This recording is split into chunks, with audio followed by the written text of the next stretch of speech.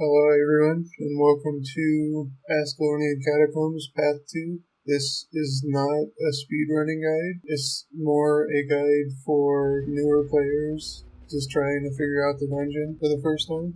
When you spawn in, activate the cutscene at the guy, and then quickly kill off the graveling through the doors. He's a fairly basic fight, nothing special about him, other than he will apply weakness to you, so just try and counter that. And then head through the camp, repairing your armor if necessary.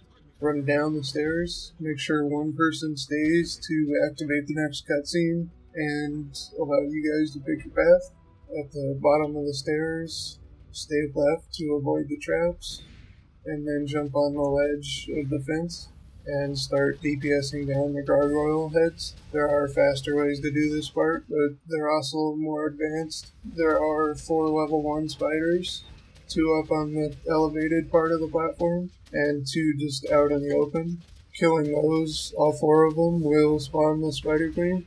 I like to stack in the corner at the rubble to pull all the little spiders to me, just to make it easier to kill them all off at the same time. Once the first round of those are cleared out, we normally kill off both the other 2 gargoyle heads, just so we aren't dealing with them in the middle of the fight with the queen. But we do pick up the last 2 kills on the level 1 spiders. We end up popping the queen a little earlier than expected. I dropped a blind in my elite to try and clear out the spiders and keep them from killing everyone, and then just finish them off with my short bow. Then we jump right on the spider queen and DPS her down fairly quickly. I do properly demonstrate how quickly she can kill you if you get caught by both her attacks, but it works out fine for us in the end anyway. Once she's dead, grab your chest and head the stack at the doorway to kill off the group of gravelings. When we start stacking light, well, one person runs and grabs the gravelings, and then everyone jumps into the doorway. Our guardian was really good here and gave us stability, making this fight a whole lot easier. And everyone was fully in the doorway on this run, so they all went down quickly. Now I like to just jump over all the traps and pull the chain. We do get a cave troll spawn here, but it doesn't mess this group up at all. We all make it to color stack, taking a left after the trap room, running up the stairs, and then stacking in this corner. And once again, we stack light. Our guardian pulls color. Just DPS him down, watch out for his pull attack where he charges up his sword arm and pulls everyone into him. And then he follows that up immediately with a spin. Just dodge out of the way during the pull and stay a good distance back, otherwise he can knock you down quickly. Once we take care of him, it's on to the unique part of the run, and path 2 is quite different than the other 2 paths. We head east, across the bridge, avoid the traps along the way, if possible. I like to run across the ledge. In this area, the event will spawn a bunch of gravelings, and you have a bunch of traps to pull. Spike traps will pop up from the floor and instantly kill all the gravelings. Stack in the corner next to this pillar, and just put one person on the 2 traps on this side. I like to attack them with the short bow just to try and keep them off Detho and keep them focused on us instead. Once you kill a handful of them, a graveling breeder pops up, and we just stack might and DPS her down. Once she goes down, the event's completed. There's nothing special about her fight, just kill her before Detho dies, which usually isn't a problem.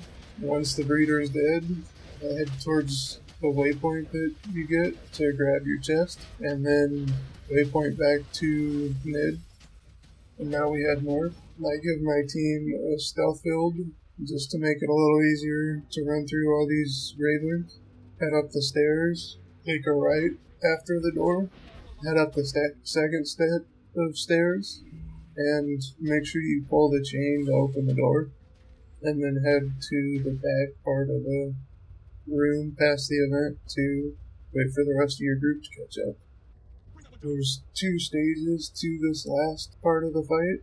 First off, you have to defend Detha from Ascalonian ghosts, while she repairs traps. She will repair them in order.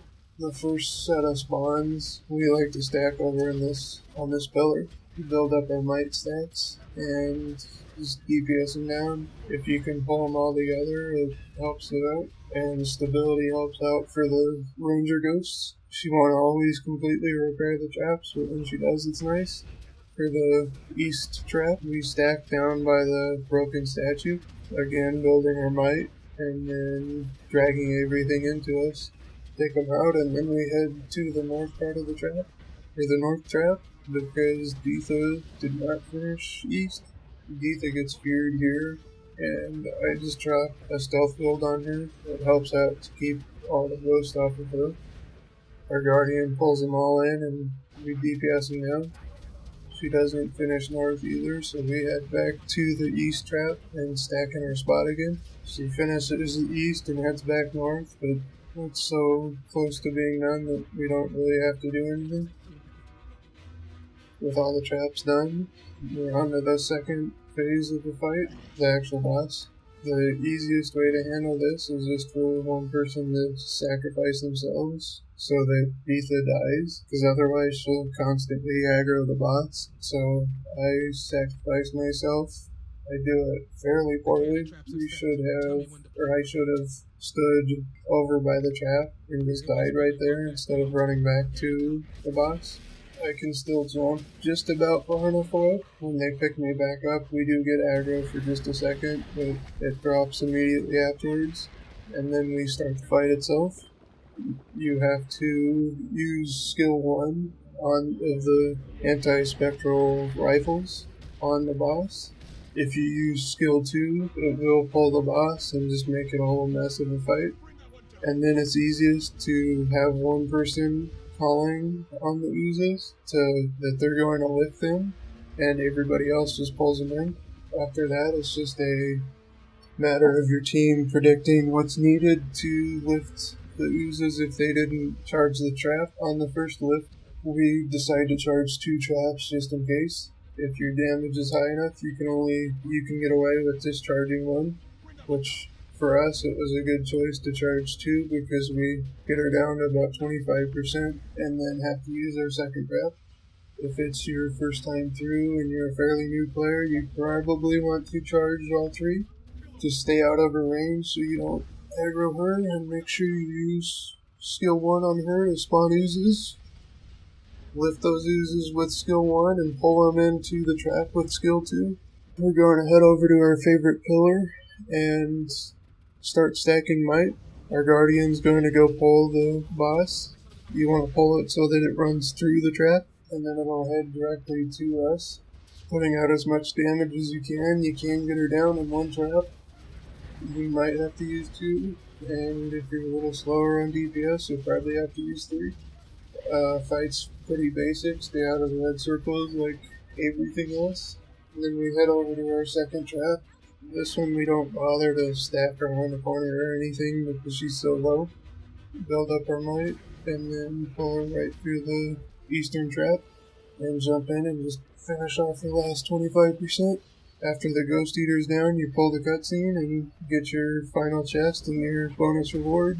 Mine was reduced because I had to do this run twice. Our first run through didn't go as well.